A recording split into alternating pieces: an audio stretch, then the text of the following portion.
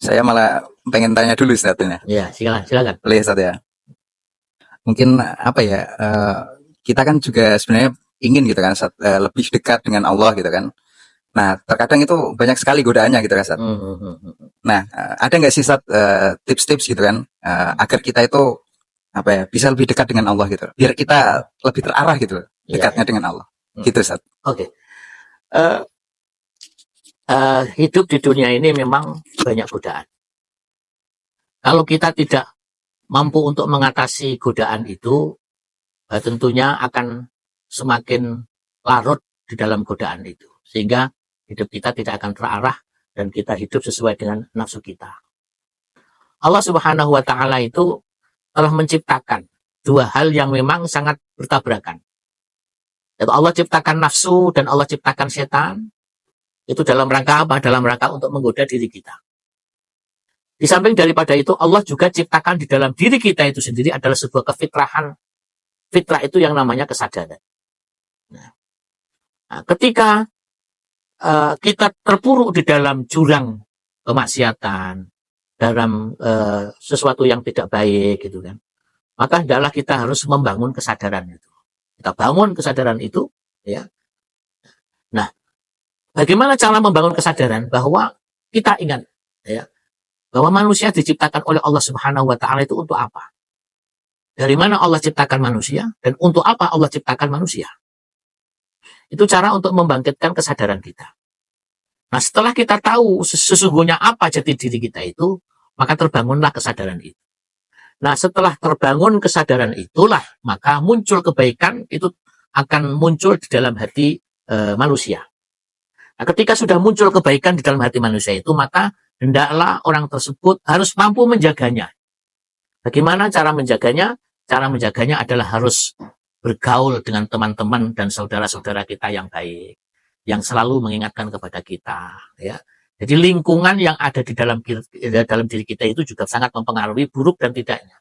Kalau lingkungan kita itu baik, teman-teman kita adalah baik, insya Allah kebaikan itu akan semakin muncul dan akan semakin nyata.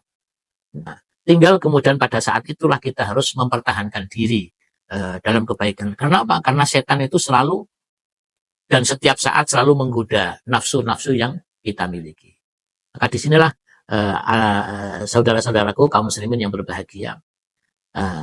Maka tadi saya katakan bagaimana sikap kita untuk untuk menyambut tahun baru ini.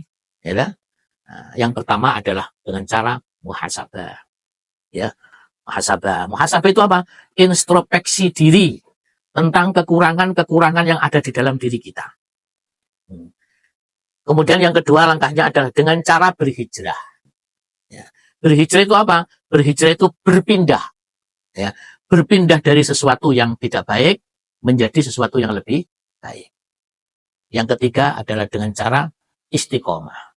Jadi ketika muhasabah ini sudah kita lakukan, hijrah ini adalah merupakan awal daripada muhasabah yang sudah kita lakukan, kebaikan-kebaikan itu muncul, maka kita harus pertahankan kebaikan itu dalam keistiqomahan. Nah, itulah bagaimana cara kita di dalam menyambut tahun baru Hijriah ini agar supaya hidup kita ini lebih terarah, lebih teratur untuk mendapatkan kebaikan-kebaikan dari Allah Subhanahu wa Ta'ala.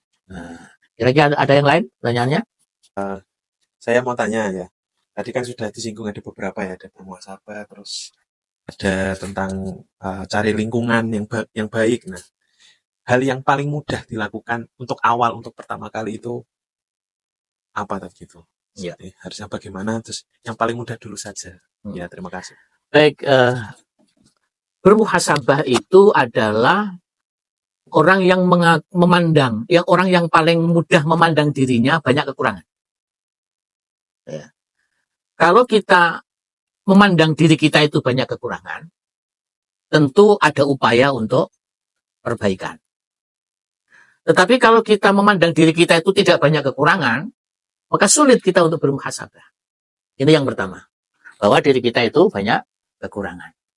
Kemudian yang kedua, hendaklah orang itu sadar bahwa kita hidup di dunia ini tidak selamanya. dunia ini adalah tempat, bukan tempat kita tinggal atau darul qarar. Tetapi dunia ini adalah darul irtihal, tempat singgah kita melakukan perjalanan.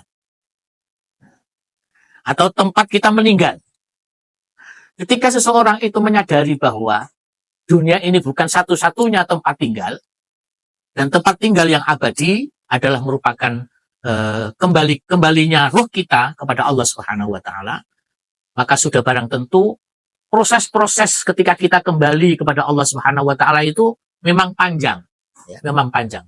Ada yang namanya ketika nyawa dicabut itu, kemudian kita akan masuk ke dalam alam barzah. Dari alam barzah ada yang namanya dilanjutkan, kemudian terjadinya kiamat. Di dalam kiamat itu ada nama yaumul ba'ats, yaitu hari pembangkitan. Nanti hari pembangkitan kemudian kita digiring ke mahsyar, dan di dalam mahsyar itu ada hisab, ada mizan. Ketika orang itu sadar setelah kehidupan dunia itu ada kehidupan lain yang lebih abadi, maka itu adalah salah satu upaya yang kedua kita mempermudah untuk bermuhasabah. Maka disinilah saudara-saudaraku yang dihormati oleh Allah Subhanahu wa taala, maka hendaklah di dalam setiap nafas kita, di dalam setiap langkah kita, kita akui bahwa kita banyak kekurangan. Dengan banyaknya kekurangan itulah, maka insya Allah Allah akan membimbing kita untuk menuju sesuatu yang lebih baik. Karena sifat seseorang itu ketika dirinya kekurangan, maka dia berusaha untuk memperbaiki. Itu adalah sesuatu yang paling mudah kita untuk bagaimana kita bermuhasabah. Sabda Rasulullah saya kurang paham apakah ini sabda Rasulullah atau makalah dari para sahabat.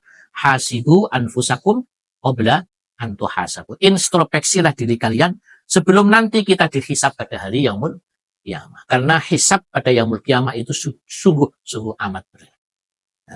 Ya, itu yang kaitannya dengan apa yang pertanyaan panjenengan tadi.